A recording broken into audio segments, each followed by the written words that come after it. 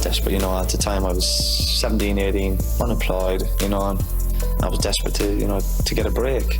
And I knew that if I did get a try, I would grab the chance. I think it was always going to be boxing. The minute I stepped into the gym as a 10 or 11 year old, boxing just took hold of my heart straight away. I love everything about the sport of boxing.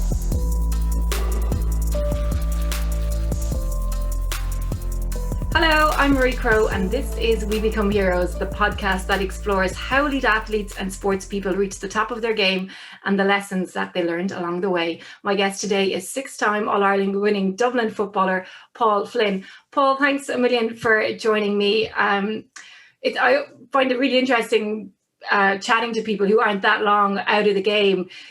You're a couple of years retired now. Do you feel like you've kind of transitioned away from the team environment, the mentality that comes with being an elite sports person and maybe even a fan now?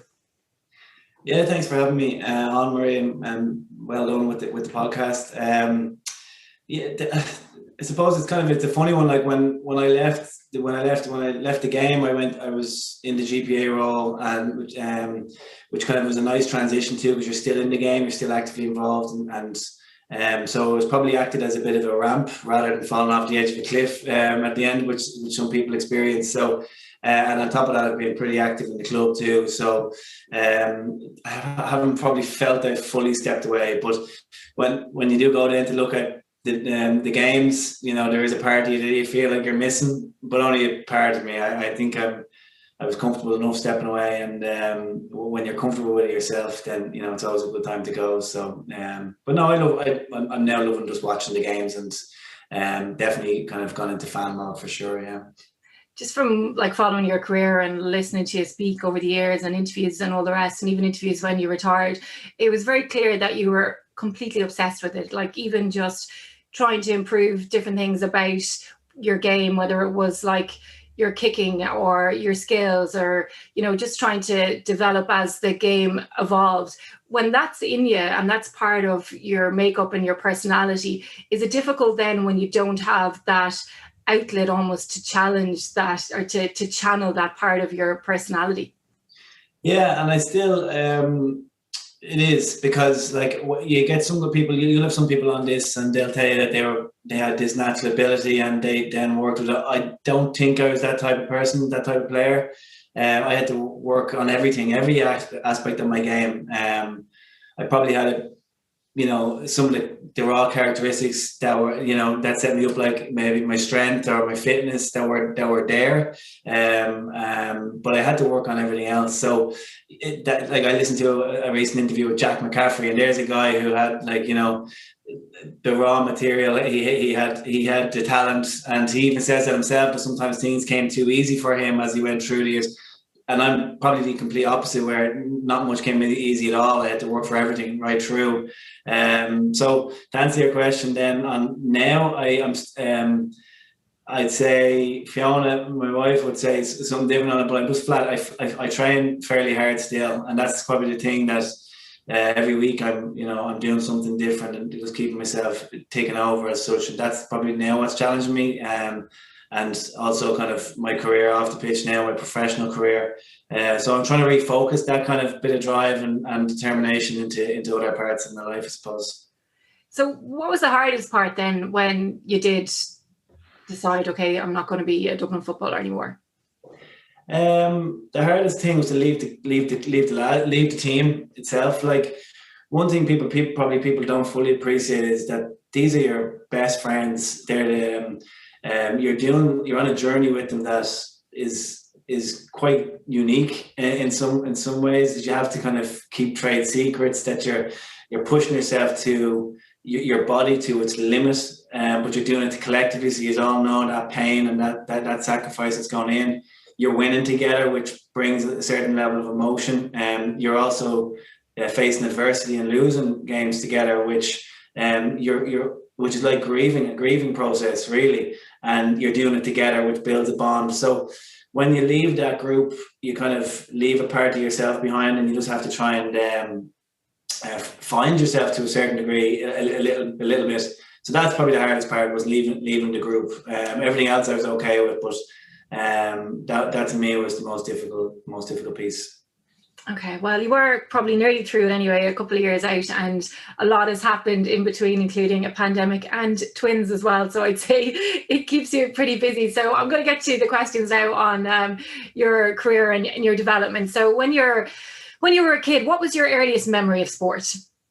Yeah, like this was an interesting one. I have a terrible memory, right, of when I was young, and I don't know. When I listen to some people and they say, "Oh, I remember this very clearly," I just don't remember a hell of a lot. But two things that came to mind were, one is the 1990 World Cup and with Ireland, and it was nothing got to do with me playing, but all I just remember is being dressed in definitely not an Ireland jersey. It's probably something out of the equivalent of Cleary's or Penny's or something like that, but with a little green hat on. And I've seen the photograph recently, and it did bring it back to life, that like just a buzz around that. I was only 4, but it was I do remember that kind of that buzz around Ireland back then.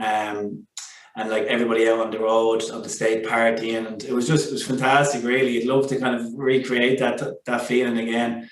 And the second one then is like, my first, I don't know whether it was my first day, but it was my first, experience that I can remember down in Fingallians, being brought down, and there wasn't the academy structures or that they have now, and which is quite, well organized. It was just, I think I trained with a team that were a couple of years older than me, maybe the under 7s or something like that, and everyone was bigger than me, and I couldn't deal with the helmet. You might remember helmets back then, they were round and they had massive padding on the sides, which like squeezed your head in, and I just remember like that, having to take off the helmet and not being able for it.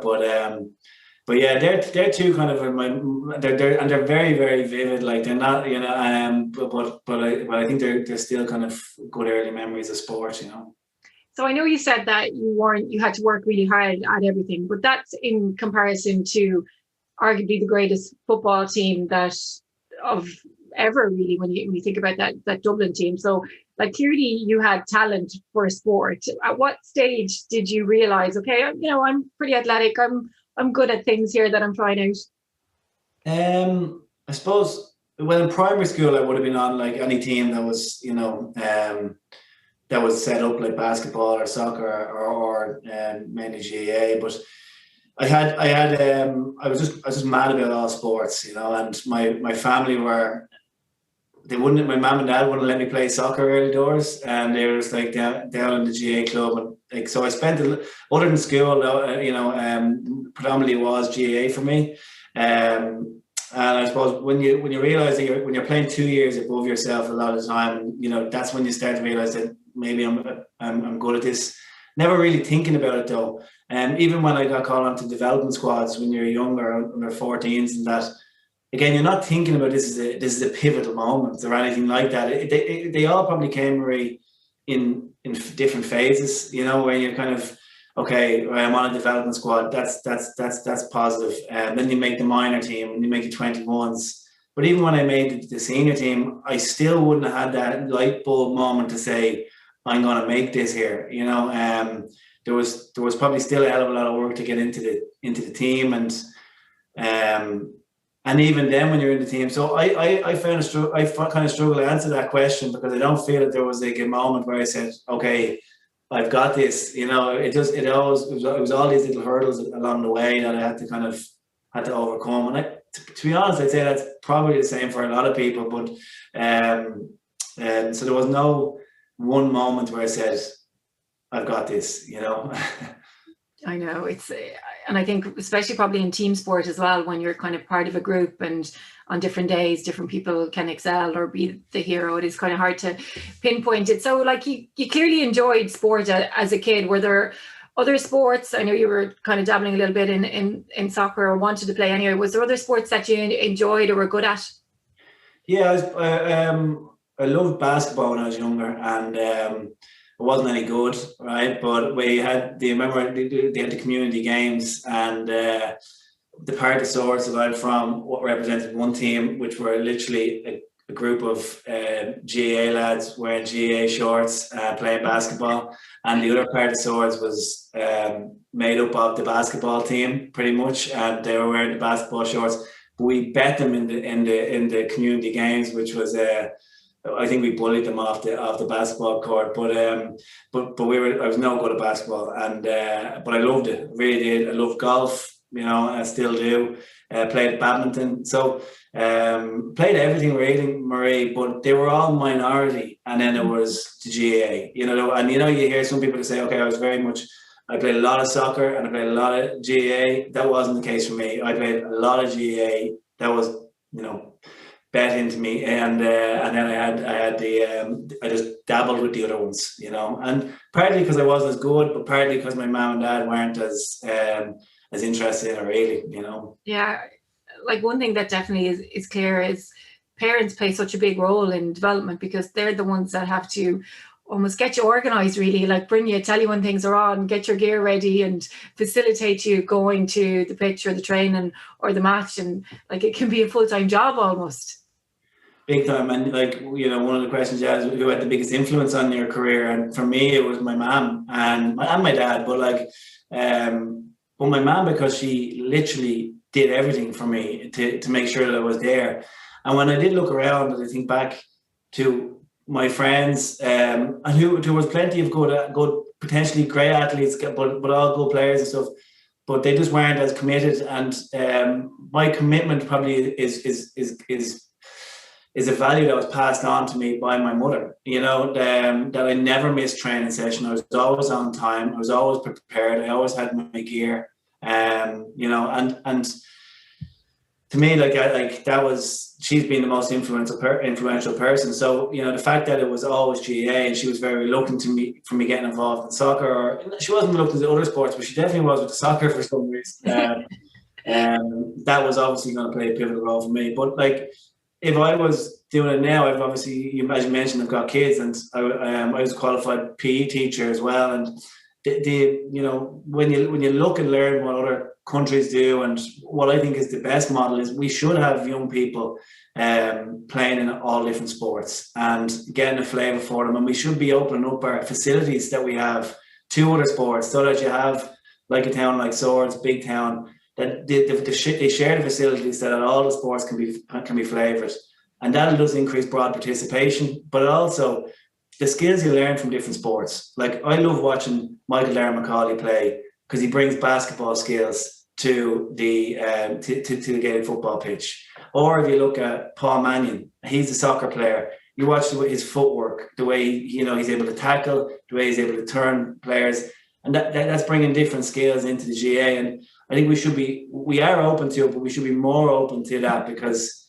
for the development of the player is great, development of the game is super, but it means too that people who, they're not put down one sport. If they don't like it, then they fall out of sport. They can play other things, and they just find the one they like, and then at least they'll stick with it. And I think that's critical, So probably sidetracked a little bit there. But I think people's mindsets are kind of opening more to that, and especially when you're reading studies and hearing stories from the way people are doing things in New Zealand, and the benefits of that. Not early specialization, I guess, is the thing, but it does definitely, I think, when it comes to parents, I can see why they might not encourage too many sports, because it does take an awful lot of organization and encouragement, trying to get kids out the door and get everything, and especially when people are working too full time, it's a lot. So who was your sporting hero then when you were growing up? My sporting hero were not GAA players, funny enough. Roy Keane and Tiger Woods were the two of my generation. It was mainly Roy Keane, really. I'm a Manchester United fan, and he just for me, when I used to watch him play soccer, I used to think even about how I played Gaelic to a certain degree, where it was just all heart, it was aggression, it was work rate. Always did the basics well, and I always tried to.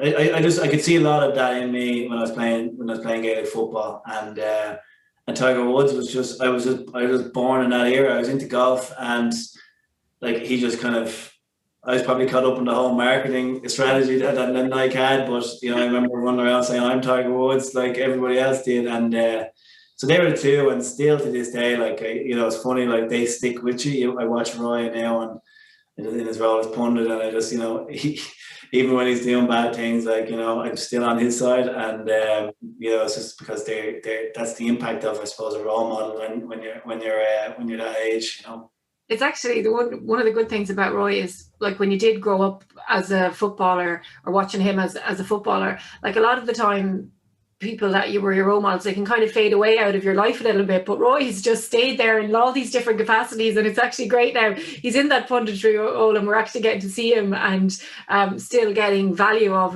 of him, obviously in a different medium, but still really enjoying him as well. So I'm a big Roy Keane fan too. So I know you said that you had to work hard at everything, right? But you did work hard at everything, like, and that's one thing that, from following you, that has really stuck out. And I guess we're actually just going through a bit of a kicking obsession in our house at the moment, and learning to kick and getting kicking right and trying to get it right at I suppose an early enough age, so that you don't have to spend as much maybe when you're a little bit older trying to reconstruct things possibly. But kicking was something that you worked on a lot and mastered, really, Paul, as well. Like, yeah, and I came late to it. I always say, I remember people coming to summer camps and things like that when I was younger and saying, "Oh, practice your kicking, practice left and right," and I just didn't. And I really had to work on it when I was in college. And there were a couple of people who played a key role in that. One would have been Pat Gilroy, who would have set up this kind of kicking school, really. And Bernard Brogan, myself, would have went out, and Bernard would have been teaching me a lot about striking, and secondly, then I would have done a lot with Michael Murphy when I was in college as well, and we used to go kicking a lot and just watching and learning from him. And then I was just obsessive about it. It's an easier thing to work on for your game as a footballer, because it's lovely to go out with a bag of balls, and go kicking, right? It's much. Well, I always found it much more enjoyable than going to the gym or going running or whatever. So I just kind of went after it then, and relentlessly just. I used to do this funny drill, like I still do it, but it was just a kicking drill I used to do. But majority of my shots would be from the right hand side of the post on the right hand half forward. And I just take 90% of my shots from there when I was doing my kicking drills, and around 10% from other places. I felt it was the hardest kick. And if I could nail that, and the amount of scores I got games from that pocket, because I just used to do a lot of my kicking there. The lads used to slag me saying it was my sweet spot, or whatever. But so to me that was purely down to work, right? And it was really, like, I understood, like, the idea that you had to work for things, right? But that to me just showed, because I seen the results, where you're going out, you're kicking 3 times a week, and you're really focused on learning, focused on getting good strikes, not just going through the motions. And then you're seeing the rewards, because I used to play wing forward, and I used to, not get many scores, and then I was getting 2-3 scores every game, and it was, partly because I was practicing the kicking, but partly because psychologically I wanted to score, because I was going out practicing kicking. So, that to me was, and again, it goes back to, yes, determination, but you have to have people to guide you as well. Like, I was very good at asking people who are good at things for help, right? And there's Bernard and Michael with the kicking. I was always good at asking, sports psychologists about, my mindset and how I could improve that when you don't have the answers to these things. I was always good at leading on the likes of Niall Moyna or Mickey Whelan, or the strength conditioning coaches that we had through the years, Martin Kennedy, about how I could make myself better as an athlete. So you don't have the answers, and sometimes athletes can beat themselves up trying to think that they should have the answers to these things. But right until my last day, I craved being coached and craved to get better, and I think you have to keep that. No matter what level you're playing at, if you want to keep improving. And that goes, I suppose, in any walk of life, but particularly in sports. So with all that in mind, what would you say was the thing that you worked hard at throughout your career, and particularly as you were developing and improving and growing into the footballer that you became? It was the kicking. It was. I was taught, like, as Pillar Caffrey would say when I came on, like, I was a raw talent and I needed to sharpen up on the scales. And So it was definitely that, you know, and that was foot passing and kicking scores, you know. So it just shows, doesn't it, that it can be done though, you know, because like, you know, I see people or hear of people who want to get better at it and they nearly think it's too late. No, I know. And, you know, I was lucky because Dully Duff was a selector on the panel with Pillar. And I do remember my first game and I came in and we had a squad game and I hit a few big shoulders, right? I was only a young lad and these were the senior squad, but I kind of held my ground physically with them. And they were impressed with that, but I was told, like, you know, your skills aren't up to scratch. But I got the opportunity. I got in the door and I said, right, I'm going to work on this. But a lot of people don't get in the door because the skills aren't up to scratch. So, you know, I really I was lucky that they identified the raw talents. And I think more coaches should look for that raw talents and then trying to work with it rather than just trying to pick someone who they see as being the finished article or whatever. So you have to kind of look for those things in young players in particular. And I'd often look at things like that, and, you know, some of the upcoming Dublin squads or whatever, and even in the club, and now looking at players and just trying to get them to focus on, you know, these things. And but yeah, no, it's a good point. Were you always kind of physically strong? Yeah, I was, and because even when I was younger, I didn't go to the gym a lot, and I would have found that, like, in the tackle when I was younger, like, you know, I would have, like, I used to always, when I was younger, like, in club playing, hitting shoulders. I used to, like, have a terrible temper when I was younger, and all I wanted to pretty much do was hurt people. And so I'd always go in for the physical part of the game. But I was stronger, like, I was able to, you know, hit a shoulder. So then I wasn't doing any weights or anything like that. So I had the natural bit of strength.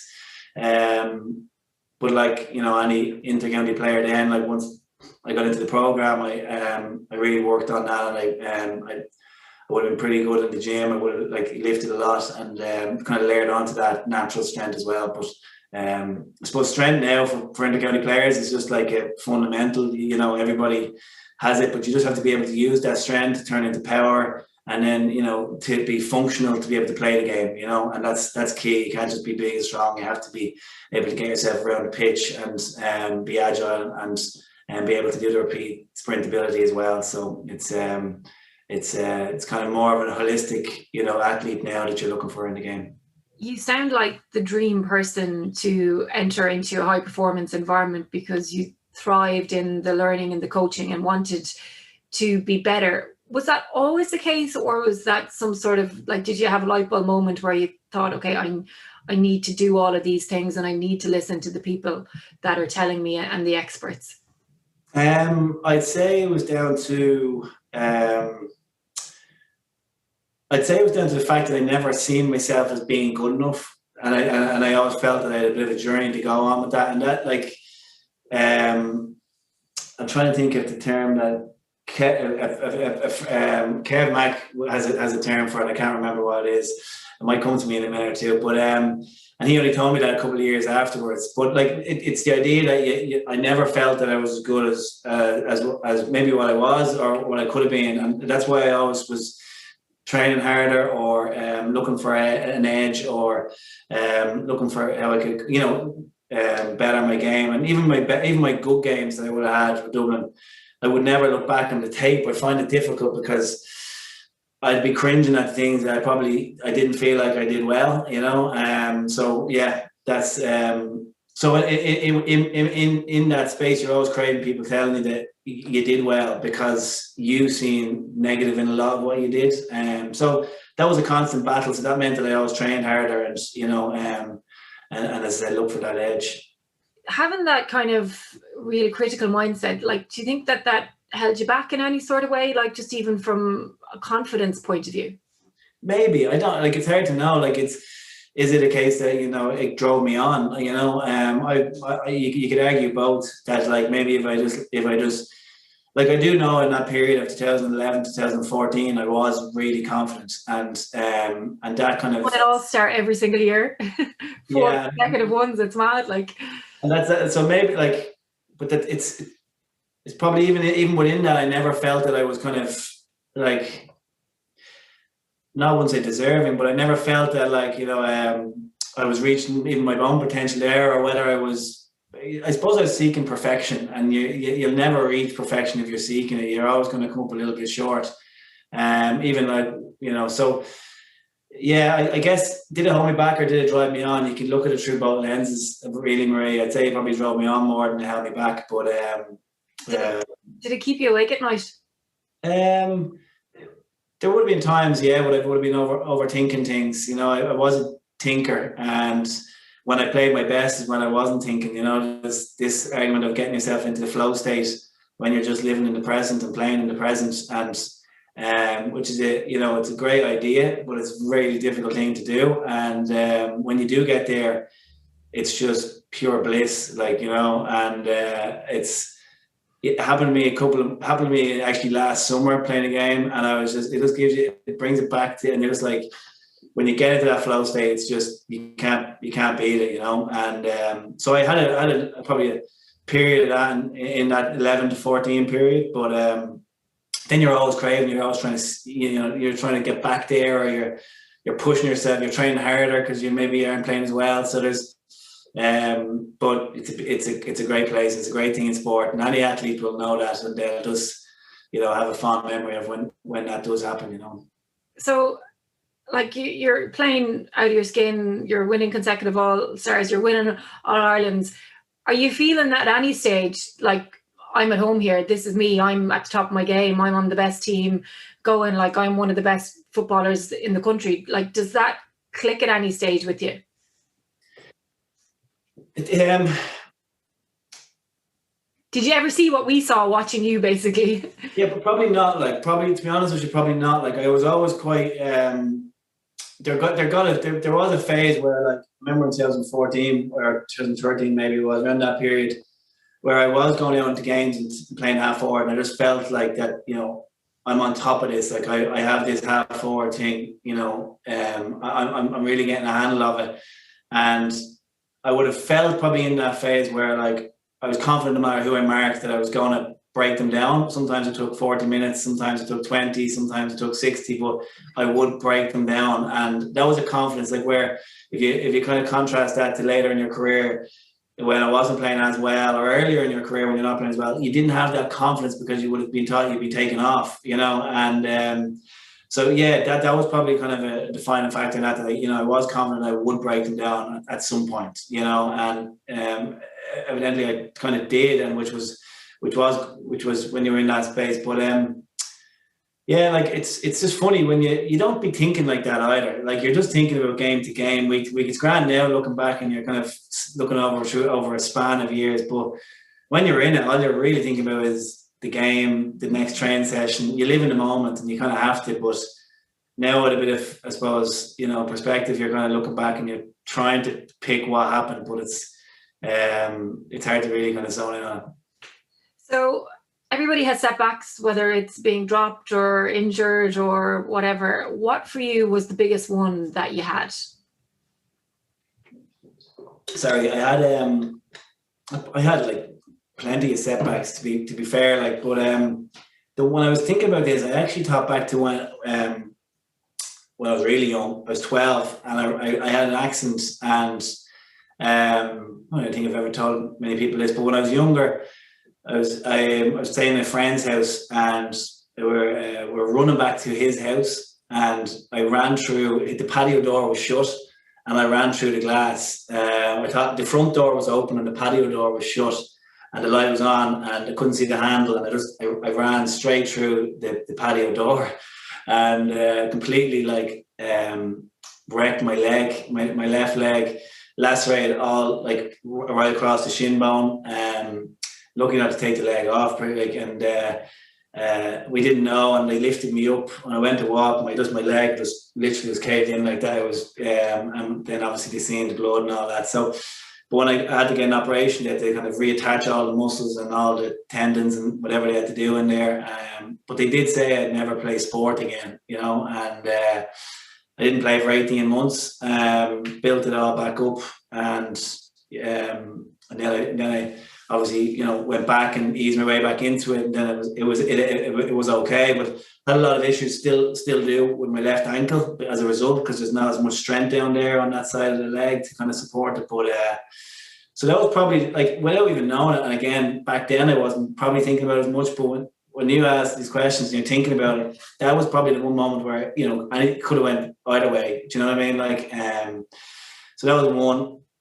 And then the second one, I think, was when I got on, I didn't make the under 21s, or sorry, the minor panel when I was a first year minor, and I was kind of, you know, disappointed with that. Like, they went on, they got to they won Leinster, and they got beaten by Laois in the final then, and but they had a really good team, and I didn't make it, and it was one of the things that kind of I always felt that I was that was it. Then I'd missed the boat. So there were two kind of setbacks as such that kind of are really nothing moments now when you think of them, but back then they're kind of big deals, you know. Yeah, like, obviously I didn't know about you when you were a kid, but you know, it's interesting when you think of setbacks. I was nearly expecting them to be maybe injuries later in your career, like, you know, I know you had the back injury when you were a little bit older, so it's quite interesting to hear that it was earlier that you were more focused on. I guess you probably had a lot of success maybe by the stage where your later life injuries came.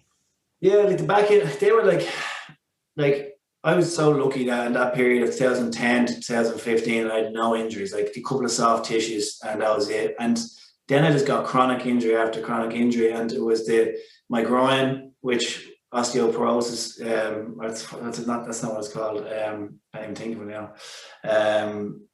A Gilmore groin operation, and it's when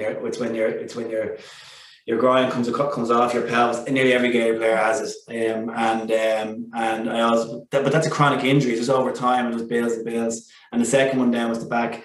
But I think you're right. Like, I think I'd come through a period of, I was so lucky, you know, that they are setbacks, but, you know, they were at a time when I kind of was in my 30s. You know, it was only going one way anyway at that stage. So I probably they were disappointing, but now when I look at it, I'm saying, yeah, but I had a lovely run, you know. And every player gets around, you know, 6. If they're lucky to get 6 really good years, some get 8, some get, you know, a little bit more. So I just got them at a little bit different stage. So yeah, I'd be kind of a little more relaxed with them. At the time, they're difficult, but that's just part of, you know, putting your body through the ringer for over a decade, that you're going to get these types of injuries, you know. Yeah, I suppose you kind of nearly forget about that. It is quite a long time, like, especially, you know, if you're 30, like, it's a third of your life really that you've been pushing yourself to the limit. So I know your mom and your dad had massive impacts on your career, but just in terms of maybe people outside your family bubble, who had the biggest impact in your career?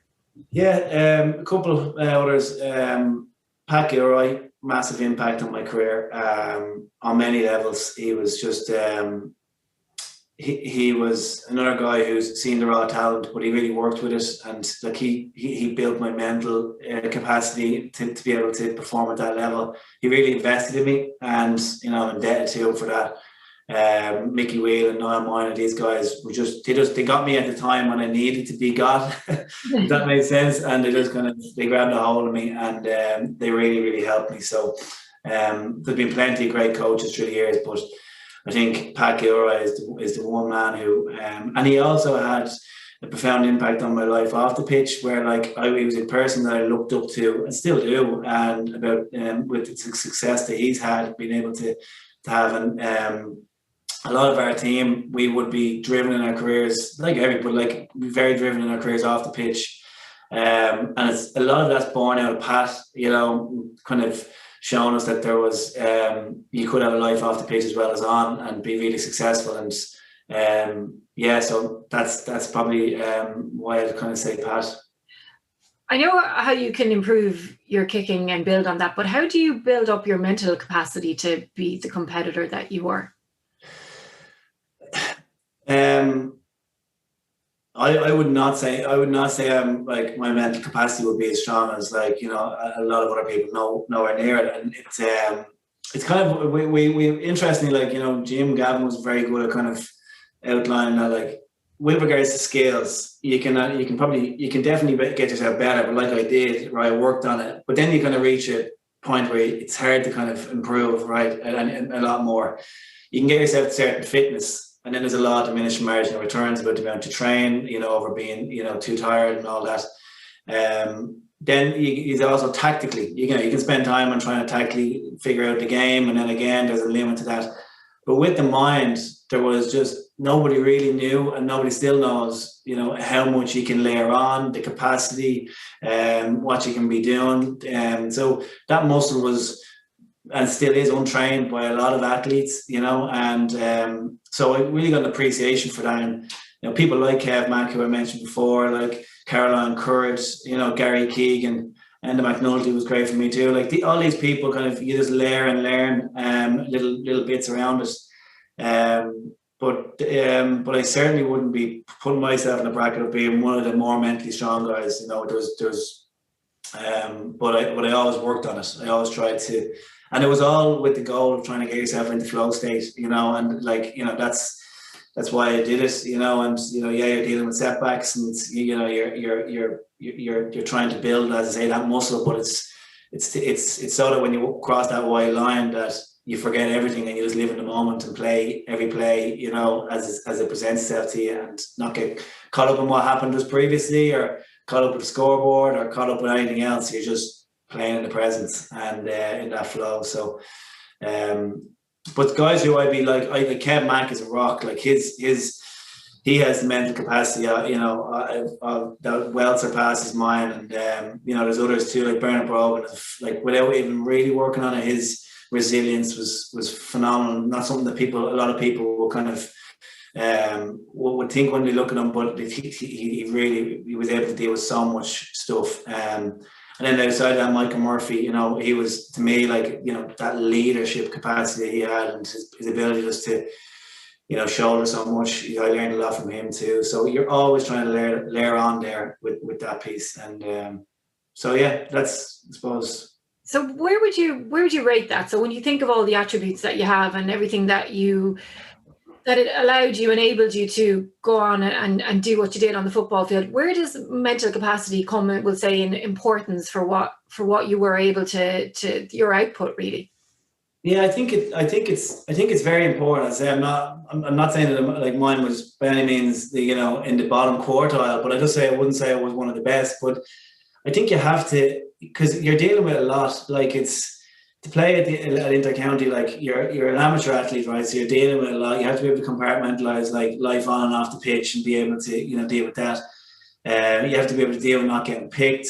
You could potentially get deselected. You can't go and play with another team. It's just there's only one team. So you can go back to your club, and then there's issues with that. So there's it does take a lot, but that's not different than any other sport. Like, all sports have to deal with it, and that's what kind of cuts. And when I look at those 4 pillars that I just mentioned, you have to be good in all 4 of them to be able to play at the top level, And so it's a hard question to answer. I apologize if I'm waffling, but it's like you have to kind of you have to have good mental capacity, yes, but you also have to be able to kick the ball. You have to be able to run. You have to be strong. You have to be able to be tactically aware too. So you have to just bundle it all together, and that's the thing about team sports and field sports, that you can't just be good at one of those. You have to be good at all of them. So when you look at your career and the footballer that you wanted to be and everything that you worked at, is there a performance that you can think of, a game, a moment in a game where you went, this is what I'm about, this is the footballer that I have always wanted to be, a performance that kind of defines you? Yeah, I was thinking about this from my sense, and then maybe from other people's, just from what they might say to me. From the one for me was Tyrone 2011, and we never won the All Ireland.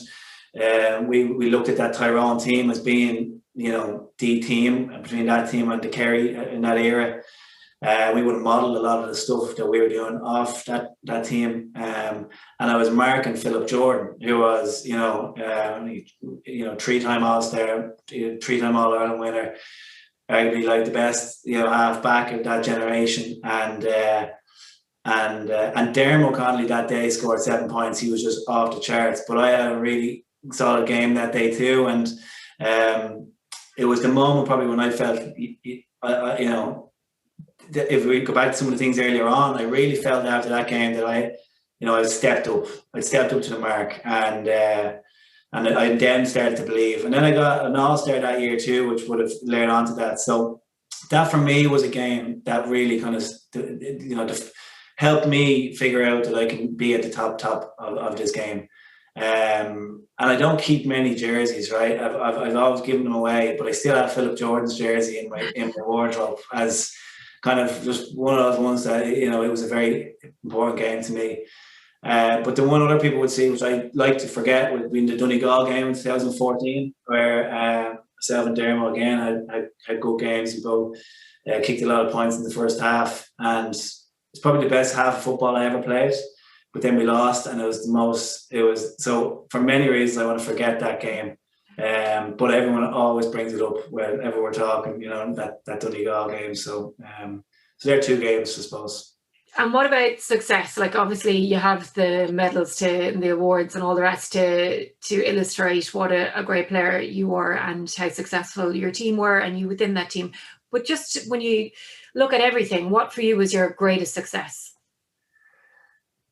It is that it's a hard question. I was going to answer but I'll answer what I was going to answer the way I thought. When I seen the question, the way I was the 2011. That period, was the greatest success because we'd never won it. So it was kind of like we trailblazed a little bit, and we started off a journey. So to go on that journey in 2011, and for me personally, from 2011 to 2014, where I played that bit of football, that was the best period of my career.